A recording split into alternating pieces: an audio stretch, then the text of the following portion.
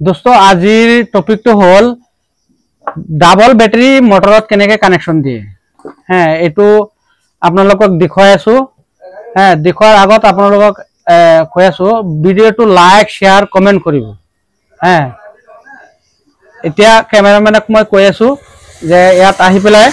আপোনাৰ ব্যাটাৰিটো কেনেকে কানেকশন দিয়ে এইটো ব্যাটাৰি ধৰক কানেকশন দিয়া আছে হ্যাঁ ধৰক কোনবা ব্যাটাৰিত আপোনাৰ ফিক্স কানেকশন থাকে আৰু কিছুমানত ইয়াত আপোনাৰ ইয়াত কানেকশনটো ইয়াত কোনবা কাটি পেলাই ইয়াত লগায় এইটো কানেকশনত আপোনাৰ এটা ব্যাটারি ললে এটা ইয়াত কোনো প্লাস মাইনাস নাই হ্যাঁ এটা কানেকশন ইয়াত আপোনাৰ লগাই দিলে ধুনিয়াকে ইয়াত লগালে আৰু এটা পয়েন্ট ইয়াত লগাই দিলে এইটো আমাৰ প্লাস মাইনাস নাই কোনবা ভাবে যে ইয়াত প্লাস মাইনাস আছে নেকি ভয় খা